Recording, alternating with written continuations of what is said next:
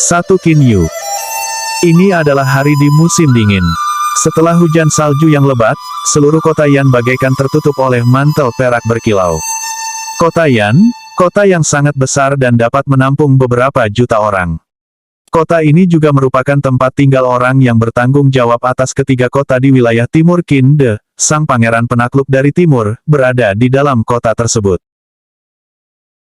Kediaman pangeran penakluk dari timur menempati mansion yang memiliki area yang sangat besar dengan pintu masuk utama yang tetap terbuka sepanjang waktu. Pintu masuk utama ini juga sangat besar, lebarnya cukup untuk 6 hingga 7 orang masuk secara bersamaan.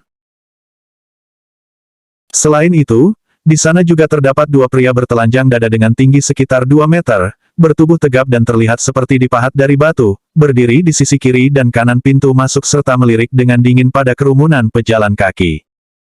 Masing-masing dari mereka membawa pisau perang yang sangat besar berwarna merah darah di punggung mereka yang kekar seperti harimau. Sekilas, panjang pisau-pisau tersebut mencapai 1,5 meter. Hari ini hari di musim salju, seluruh tanah telah tertutup oleh kepingan salju, dan suhu udara benar-benar rendah, bahkan sungai-sungai telah membeku, namun kedua orang ini tetap bertelanjang dada. Hal ini bukanlah hal yang paling mengejutkan. Yang lebih mengejutkan adalah di sana terdapat masing-masing 1 harimau ganas yang berdiri di samping mereka. Harimau ini berwarna merah bagaikan nyala api dari atas hingga ujung kaki dan panjangnya sekitar 2 meter. Setiap kali harimau-harimau ini mengibaskan ekornya yang bagaikan cambuk besi, kibasan tersebut menggetarkan udara di sekitar. Mata mereka memancarkan cahaya dingin. Harimau-harimau ini disebut Fierce Tigers. Tiba-tiba 2 pria keluar dari mansion sang pangeran penakluk dari timur. Mereka juga bertelanjang dada dan masing-masing juga membawa seekor Fierce Tiger. Mereka datang untuk bertukar shift jaga dengan 2 penjaga yang tadi. Di luar mansion, orang-orang dengan sengaja berlalu lalang, mulai dari anggota keluarga terpandang, aristokrat atau orang biasa di kota Yan. Di salah satu halaman kecil dalam mansion sang pangeran penakluk dari timur, terdapat seorang pria parubaya yang berpakaian hijau duduk di atas bangku batu. Seorang anak laki-laki imut duduk di pangkuannya. 12 orang berdiri di depannya. Ke-12 orang ini entah itu pria tua, muda ataupun perempuan cantik, mereka memiliki sebuah kesamaan, semuanya memakai baju berwarna ungu. Ayah, untuk apa ayah memanggil guru yang sangat banyak? Tanya Qin Yu, yang baru berusia 6 tahun di paha ayahnya. Qin Yun sedang meremas bola salju di tangannya dengan santai, dia melihat ke arah ayahnya Qin De dengan bingung. Qin De membelai kepala Qin Yu dengan lembut kemudian menoleh kepada ke-12 orang yang ada di depannya. Qin De seketika berkata, kalian sudah mengajar Yuer untuk beberapa waktu. Baiklah, jangan ragu-ragu beritahu aku penilaian kalian. Kemudian ke-12 orang tersebut saling menatap satu sama lain. Kemudian seorang pria berjanggut putih melangkah maju dan berkata, Yang mulia, setelah mengamati pangeran ketiga dari berbagai aspek, kami melihat bahwa pangeran ketiga memiliki beberapa ketertarikan dalam keahlian yang tidak biasa, namun tidak memiliki ketertarikan dalam bidang pemerintahan. Menurut penilaian kami, tidak mungkin bagi pangeran ketiga menjadi penguasa yang sempurna.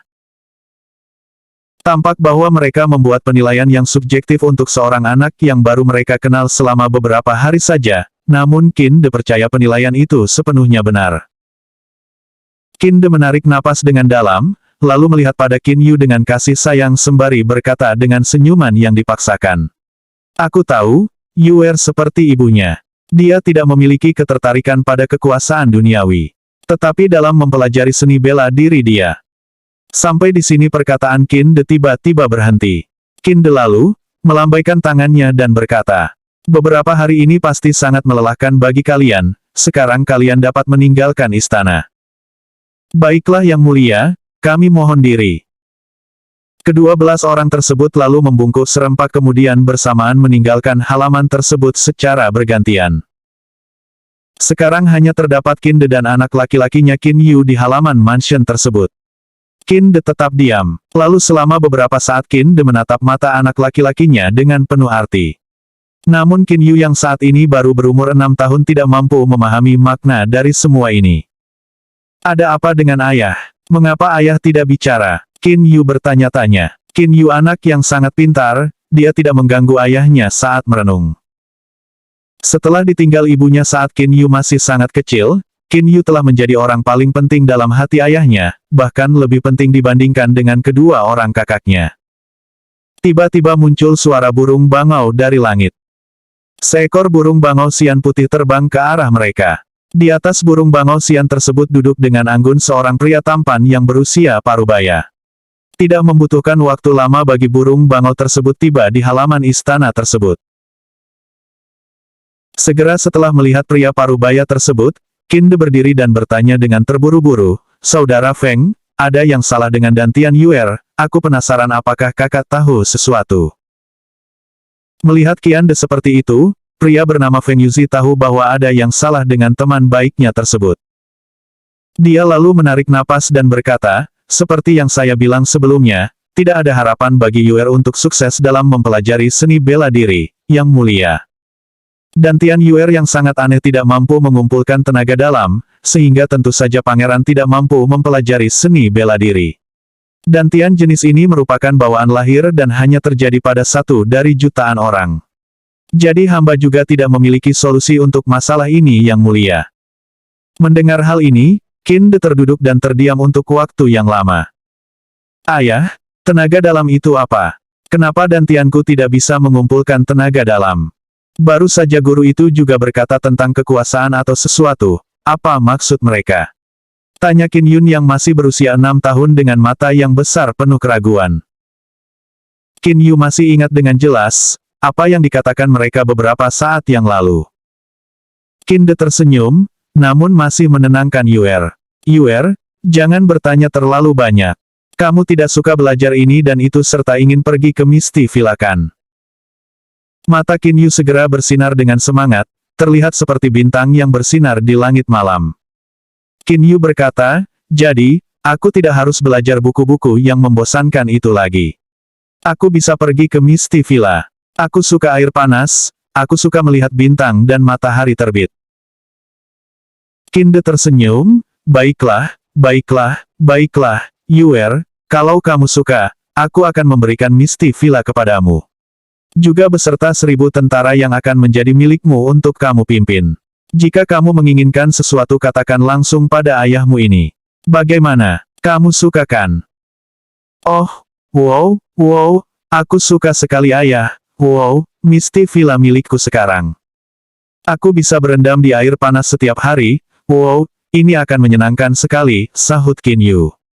Pipinya sampai merah saking bersemangatnya. Senyum di wajah Qin De benar-benar dipaksakan tetapi Qin Yu masih tidak menyadari hal tersebut. "Bagus jika kamu menyukainya. Yuer kamu harus segera tidur. Kapanpun kamu ingin pergi ke Misty Villa, kamu hanya harus memberitahu kakek Mulian," kata Qin De saat menepuk pelan kepala Qin Yu. "Selamat tinggal ayah, selamat tinggal Paman Feng." Qin Yu melambaikan tangan kemudian masuk ke dalam kamarnya. Qin De tersenyum dan melihat Qin Yu memasuki kamarnya. Mendadak wajah Qin De berubah menjadi serius.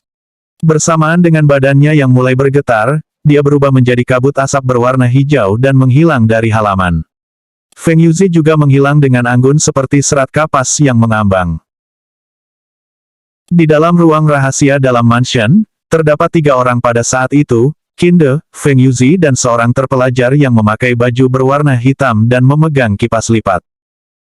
"Yang Mulia, apakah Anda telah benar-benar membuat keputusan?" tanya seorang terpelajar yang berbaju hitam sambil menatap Qin De dengan khawatir. Qin De mengangguk, karena Yuer tidak dapat menjadi pemimpin ataupun mencapai level petarung tingkat Xiantian, lebih baik jika dia tidak mengambil bagian dalam urusan ini. Dantian anehnya, mungkin satu-satunya hal yang bisa aku lakukan untuknya adalah memberikan kebahagiaan dan ketenangan selama 10 tahun. Lagi pula saat waktunya tiba bagi kita menjalankan rencanaku, hari-hari Yuer tidak akan bisa tenang lagi.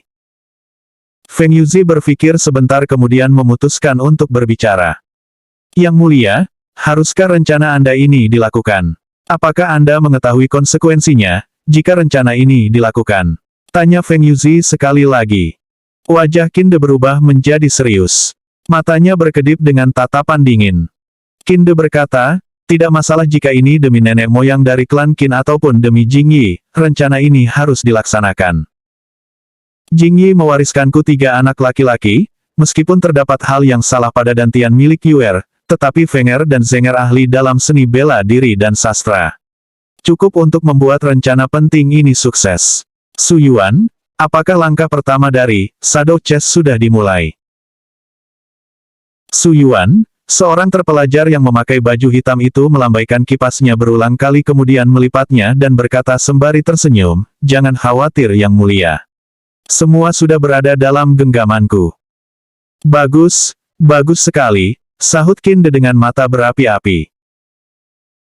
Tempat di mana Qin De sang pangeran penakluk dari timur berada disebut dengan benua Qianlong, yang memiliki area yang luas.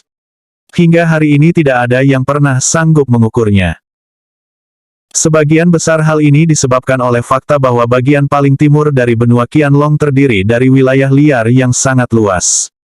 Wilayah ini memiliki banyak pegunungan tinggi yang ditutupi oleh hutan yang lebat. Tempat ini juga memiliki banyak binatang buas yang tidak terhitung jumlahnya. Semakin dalam masuk ke dalam wilayah liar ini, semakin berbahaya hewan yang akan dihadapi. Bahkan orang yang paling kuat di Qianlong yang biasa disebut Sang Xian, belum pernah menjelajah wilayah ini secara keseluruhan. Pada bagian barat dari wilayah yang sangat besar tersebut, terdapat 3 kerajaan besar, yang dipimpin masing-masing oleh dinasti Chu, dinasti Ming dan dinasti Han. Jumlah populasi dari ketiga kerajaan tersebut mendekati 10 juta penduduk. Luas dari benua ini bahkan lebih mengejutkan. Dari ketiga dinasti, Chu merupakan dinasti yang paling kuat, dan klan yang paling istimewa dari dinasti ini adalah klan Qin. Klan Qin menempati 3 wilayah yang berada pada bagian timur dari 12 wilayah yang berada di bawah kekuasaan kerajaan Chu. Wilayah ini telah ditempati mereka secara turun-temurun selama beratus-ratus tahun. Pengaruh klan Qin pada ketiga wilayah timur sangat kuat, bahkan Kaisar Chu akan sangat kesulitan jika berurusan dengan klan Qin. Selain itu, klan ini juga memiliki pasukan unik yang disebut pasukan Fierce Tiger. Fierce Tigers merupakan jenis harimau khusus yang berwarna merah darah dari ujung kepala hingga kaki dan memiliki badan yang cukup besar. Metode pembiakan mereka dalam skala besar adalah rahasia yang paling penting dari klan Qin. Klan Qin memiliki kekuatan tentara sebesar 600.000 pria, dan 50.000 diantaranya dikenal sebagai pasukan Fierce Tiger. Setiap tentara dari pasukan Fierce Tiger mengendarai seekor Fierce Tiger. Serangan Fierce Tiger yang kuat serta dipadukan dengan tentara yang mengendarainya, membuat pasukan Fierce Tiger menjadi sulit untuk dikalahkan. Raungan dari 50.000 Fierce Tiger dapat menjatuhkan mental musuh. 50.000 pasukan Fierce Tiger dapat dengan mudah mengalahkan tentara kavaleri biasa yang berjumlah lebih dari 100.000 orang. Kekuatan seni bela diri merupakan hal yang sangat penting di benua Qianlong. Masing-masing dari 3 kerajaan besar di sini memiliki setidaknya 1 Siuxianix yang berfungsi sebagai pelindung negara. Di mata rakyat jelata, Siuxianix seperti dewa. Begitu mereka menarik pedang terbang mereka dapat memenggal ratusan atau bahkan ribuan kepala manusia. Pedang mereka dapat terbang hingga langit ke-9. Bukankah hal seperti ini hanya dewa yang dapat melakukannya? Misty Villa dibangun di atas Gunung Donglan. Gunung ini memiliki tinggi 3.000 meter dan bahkan dapat dianggap sebagai gunung yang cukup tinggi. 2 tahun sudah berlalu. Qin Yu sekarang berusia 8 tahun. Dia telah menjadi sedikit lebih tinggi. Matanya sesekali memancarkan kebijaksanaan, namun jauh di dalam matanya tersimpan suatu kesedihan yang mendalam. Pada saat ini, Qin Yu berjalan-jalan di sekitar gunung dengan elang hitam kecil yang bertengger di bahunya. Xiao Hei, ini sudah 2 tahun dan ayahku hanya mengunjungiku sekali dalam 2 tahun belakangan ini. Qin Yu menggigit bibirnya dan berbicara pada elang muda di bahunya. Dia menemukan elang muda ini 1 tahun yang lalu pada saat pergi ke Gunung Donglan secara kebetulan dan dia membawanya bersamanya. Memiliki elang ini sebagai temannya membuat Qin Yu tidak terlalu merasa kesepian. Dahulu saat dia masih berumur 6 tahun, ayahnya adalah teman bermainnya setiap hari.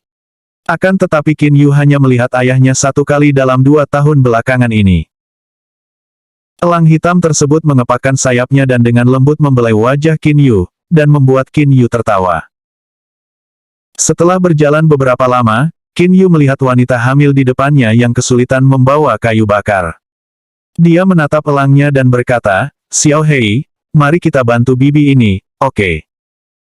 Xiao Hei segera mengepakkan sayapnya dan mengangguk beberapa kali di bahu Qin Yu. Tanpa menunggu lama Qin Yu berlari dengan cepat ke arah wanita itu sambil tertawa. "Bibi, izinkan saya untuk membantu bibi membawa kayu bakar," sahut Qin Yu kepada wanita itu.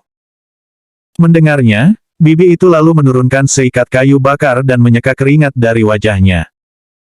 Pada saat bibi itu mengetahui Qin Yu hanyalah seorang anak laki-laki, bibi itu berkata, "Terima kasih anak muda, tetapi bibimu ini kuat membawa kayu bakar ini sendirian.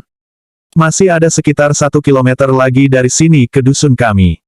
Setelah berucap seperti itu, bibi tersebut mengangkat kayu bakar itu lagi ke punggungnya dan melanjutkan perjalanan. "Aku bukan anak kecil, sekarang aku berusia 8 tahun, dan aku yakin aku bisa membawa kayu bakar tersebut." Qin Yu melihat keringat menetes dari wajah wanita tersebut. Hanya dengan 2 gerakan dia tiba-tiba mengambil kayu bakar dari punggung wanita tersebut dan memanggulnya di punggungnya. Seikat kayu bakar tersebut mungkin tidak berarti apa-apa bagi orang biasa, namun bagi anak berusia 8 tahun, seikat kayu bakar tersebut terasa sangat berat. Namun karena Qin Yu sering merendam tubuhnya dalam pemandian air panas di Misty Villa, tubuhnya lebih kuat dari anak normal berusia 8 tahun biasa, dan dia benar-benar mampu membawa kayu bakar tersebut di punggungnya. "Bibi lihat, aku bisa membawanya kan? Sekarang apakah bibi masih memanggilku anak kecil?" sahut Qin Yu dengan bangga. Pada saat ini, wajah kekanak-kanakannya tertutup debu dan terlihat sangat kotor. Wanita itu sangat kagum. Dia segera berkata sambil tersenyum. "Kamu cukup kuat, tetapi jaraknya masih ada 1 kilometer lagi. Bibi tidak yakin kamu bisa bertahan hingga akhir nak, sebaiknya biarkan bibi yang membawanya." "Siapa bilang aku tidak bisa membawanya hingga akhir?" Melihat wanita itu mulai menjulurkan tangannya, Qin Yu mulai berlari kencang ke depan. Kemudian dia memutar kepalanya dan berkata, "Bibi, aku sudah menjelajahi Gunung Donglan ini berulang kali. Aku tahu di sini ada dusun kurang lebih 1 kilometer dari di sini, dan itu pasti desa bibi. Jadi ayo, cepatlah." "Hah, bibi tidak secepat aku." Wanita hamil tersebut tersenyum lebar. Anak ini, dari keluarga mana dia berasal? Memiliki anak seperti dia, orang tuanya pasti sangat bahagia. Pada awalnya tidak sulit bagi Qin Yun untuk membawa seikat kayu bakar tersebut, namun setelah beberapa lama dia membawa ikatan kayu bakar tersebut, kakinya mulai melemah. Apalagi dia harus berjalan di jalan gunung dengan membawa kayu bakar di punggungnya. Meskipun Qin Yu anak yang kuat, dia juga masih berusia 8 tahun. Setelah beberapa lama, kakinya mulai gemetar. "Nak," sahut wanita tersebut dengan khawatir. "Jangan khawatir, ini hal mudah," sahut Qin Yu setelah menolehkan kepalanya dan berjuang untuk memasang senyum di wajahnya. Kata-kata itu membuat dia terdengar seperti laki-laki yang kuat, namun jalan setapak di gunung tidak sependapat dengannya. Kaki Qin Yu membentur batu dan dia terhuyung. Seluruh badannya jatuh ke tanah dengan bunyi gedebuk. Wanita tersebut bergegas mempercepat langkahnya. Dia mengambil ikatan kayu bakarnya dan menolong Qin Yu untuk berdiri. Sekarang muka Qin Yu sepenuhnya tertutup oleh debu, dia terlihat sangat kotor. Qin Yu lalu berkata kepada wanita tersebut dengan merasa sangat bersalah, "Bibi, sebenarnya aku masih bisa untuk membawa kayu bakar tersebut. Barusan aku hanya terpeleset akibat terbentur batu." "Baiklah anak muda, bibi tahu kamu masih kuat jalan sambil membawa kayu bakar ini. Tetapi dusun bibi sudah dekat di depan, bibi berterima kasih karena kamu sudah membantu bibi untuk membawakan kayu bakar bibi." Wanita tersebut kemudian kembali memanggul kayu bakar itu di punggungnya. Melihat Qin Yu tidak terluka, wanita itu menolong Qin Yu dengan membersihkan wajahnya. Kemudian wanita itu memperingatkan Qin Yu untuk segera pulang. Hanya setelah Qin Yu mengangguk dan berjanji bahwa dia akan pulang barulah wanita itu kembali ke dusunnya. Qin Yu melihat bahwa dusun tersebut hanya tinggal 100 meter di depannya dan berkata dengan mengerutkan keningnya, "Xiao Hei, ini saatnya untuk pulang." Kemudian Qin Yu tersenyum. "Tapi aku rasa sudah jauh lebih mudah bagi bibi itu sekarang. Dia akan segera tiba di desa tersebut." Senyumnya terlihat sangat cemerlang, senyum yang berasal dari dalam hatinya. Di sebuah tempat rahasia di dekatnya, 3 orang saling melihat satu sama lain. Mereka adalah petarung yang secara diam-diam melindungi Qin Yu. Dia adalah putra ketiga dari sang pangeran penakluk dari timur yang menguasai daerah timur. Jadi bagaimana mungkin baginya untuk berjalan sendirian di sebuah gunung besar? Pangeran ketiga masih kecil, namun dia sudah begitu baik. Aku tidak mengerti mengapa Yang Mulia mengirimnya ke Misty Villa. Yang Mulia hanya mengunjungi pangeran sekali dalam 2 tahun ini. Setiap kali melihat pangeran ketiga duduk sendirian di puncak gunung setiap malam, melihat tubuhnya diterpa oleh angin dingin, aku merasa sedih.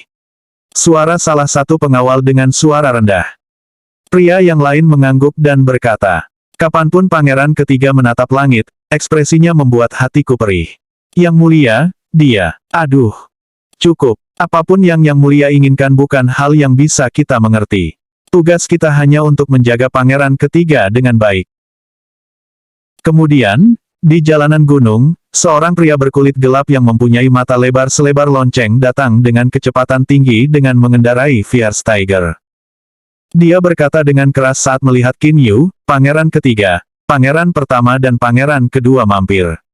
Qin Yu sangat bersemangat dan matanya berkilau memancarkan kebahagiaan. Dia berjalan ke arah pria berkulit gelap tersebut dan sekaligus melompat ke atas punggung harimau. Dia mengatakan dengan terburu-buru, Paman Wang, cepatlah ayo. Ayo kembali ke Misty Villa. Pria itu memeluk Qin Yu dengan hati-hati dan mengendarai Fierce Tiger turun gunung dengan kecepatan yang sangat tinggi, meninggalkan jejak debu di belakang.